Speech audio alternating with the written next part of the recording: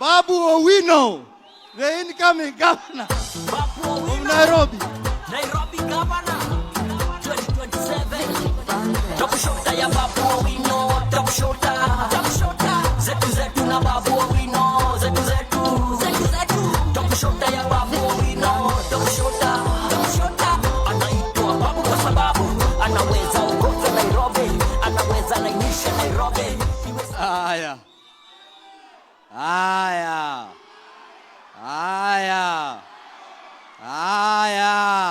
Sini wa baba, baba, jeshi ya baba, baba, sini wa baba, baba. Asanteni sana. DJ naye tulienda nayo kweli. Hapa kila kitu iko juu. Asanteni sana. Asanteni sana. Tuko pamoja. Vijana ria. Vijana ra. Wazee tibim. Wazee tialala. Warembo ha. Warembo mwe. Wamama mwe. Asanteni sana. Asanteni sana. Sasa nataka nichukue nafasi niongee kisha nikaribishe viongozi wengine pia waseme jambo. Si hiyo ni sawa? Asanteni sana. Tuko top. Tunasema ni babu kwa saa? Ni babu kwa saa? Na hata bila sababu ni ba? Na baada ya baba ni ba? Na bila babu ni? Bila babu ni? Aya, tuanze tena. Babu kwa saa? Na bila sababu ni? Na baada ya baba ni? Na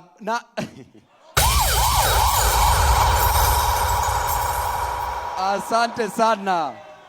Asante sana. Asante sana. Asanteni. Sasa kwa Wakenya wenzangu ambao mko hapa siku ya leo, tuliambiwa ya kwamba hatuwezi fika hapa. Hapa ni wapi? Hapa ni wapi? This is the famous ufungamano. Hapa ndio historia inatengenezwa. Na historia ya Kenya ikitengenezwa lazima nyinyi mtakuwepo. Kitabu kipya cha Kenya kikitengenezwa lazima mtakuwepo wapi? Hapa. Jambo la kwanza, nimeona mapolisi wametumwa hapa. Polisi wametumwa na malori na matiagas na marungu. Na wanakuja hapa kuharibu mkutano yetu. Lakini katika katiba, Constitution chapter 1 inasemaje? Sovereignty iko na nani? Sovereignty iko na nani? Kwa hivyo hawa mapolisi wametumwa hapa, wako na shida kushinda hata Wakenya wote. Maswali mengi, kwani wewe ni polisi? Una maswali mengi, kwani wewe ni polisi?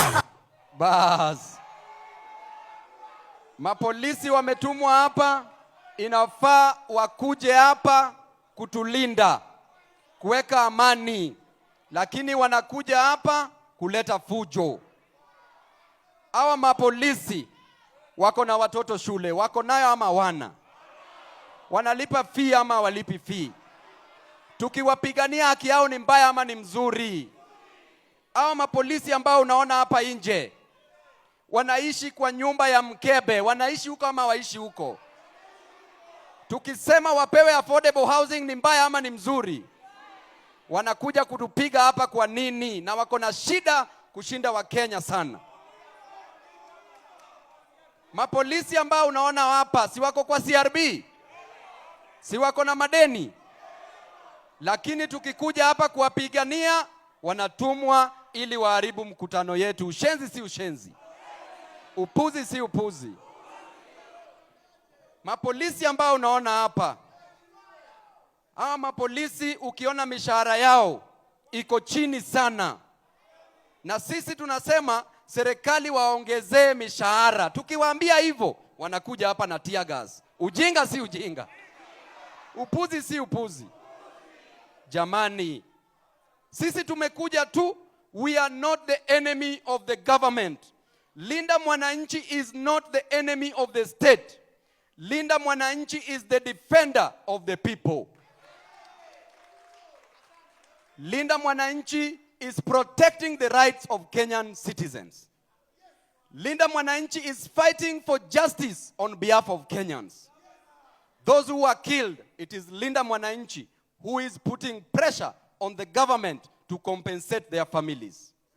Linda Mwananchi is ensuring that every Kenyan gets employed.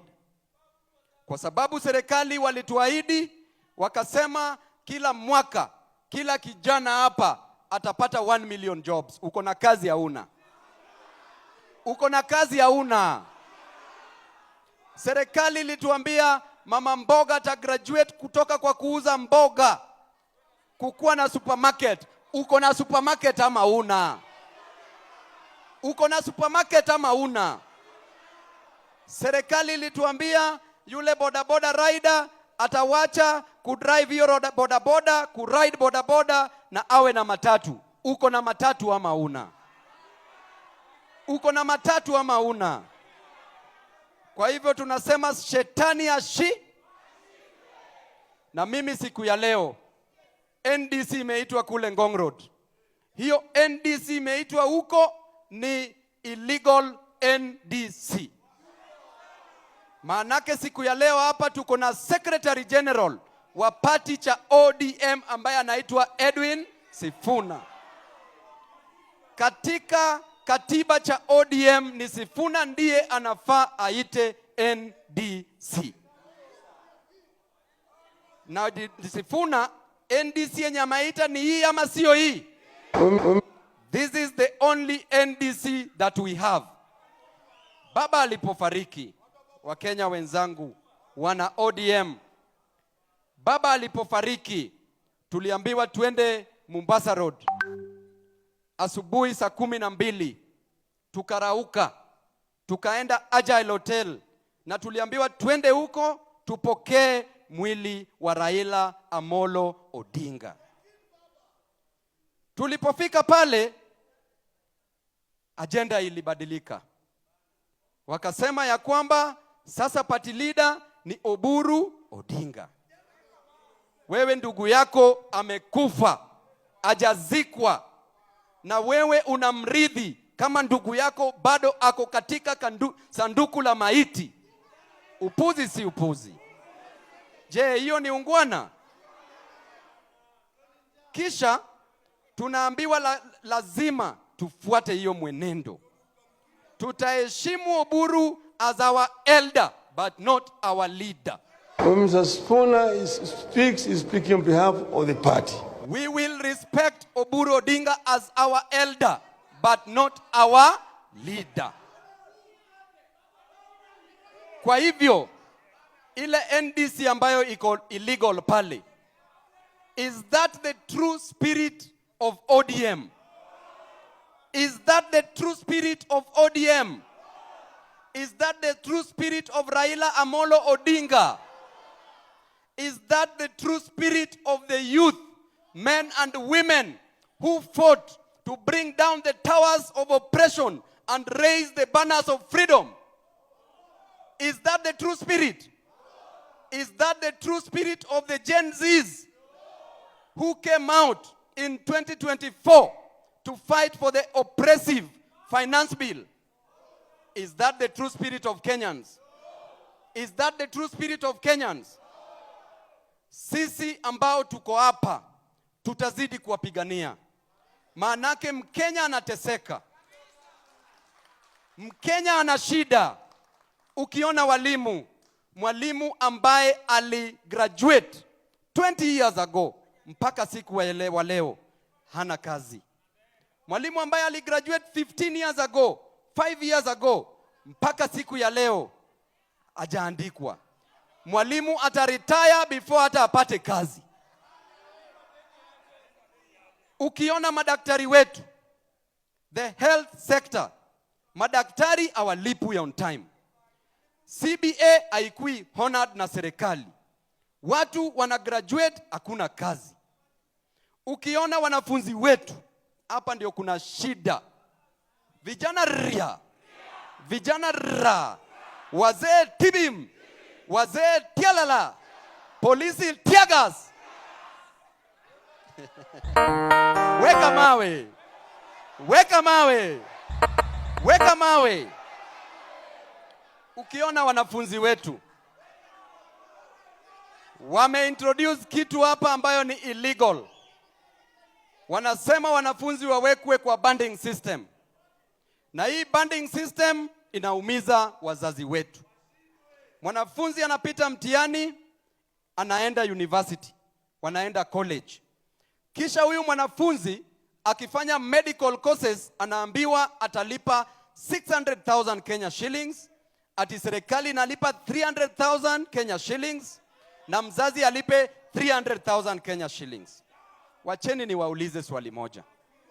Yule mama mboga ambaye anaamka asubuhi, ambaye anaenda pale Gikomba, ambaye anaenda pale soko nyumbani, huyo mwanamboga, mama mboga ambaye anapata shilingi 200 kwa siku, ambaye hajaona shilingi 10,000 mara moja, huyo mama atafundisha, atasomesha mtoto wake kivipi?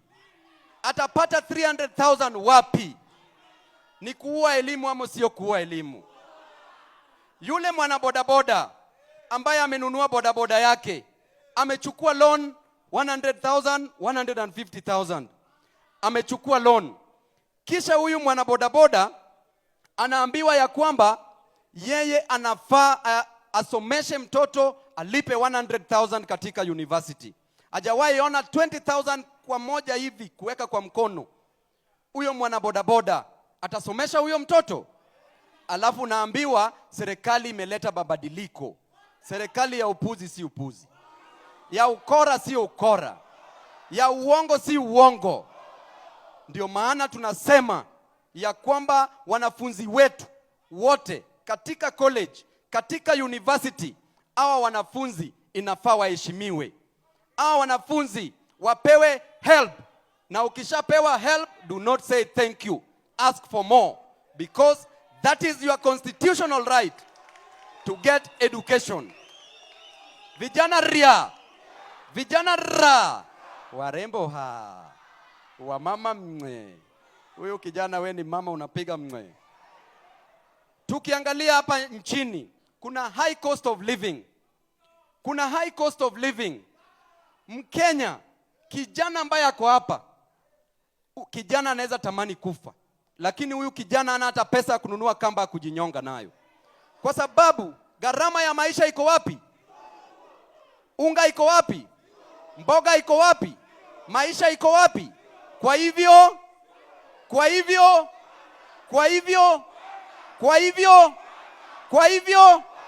la mwisho tunataka tuwaambie hawa viongozi ambao wameketi hapa mbele, one man with God is the majority. One man with God is the majority. Kwa hivyo tusiambiwe kila wakati that tuko wachache. Ukienda kwa rally, nani wako na watu? Nani wako na watu? Nani wako na watu? Kwa hivyo wale wako Ngong Road wako na chama. Sisi tuna wana chama. Asante sana.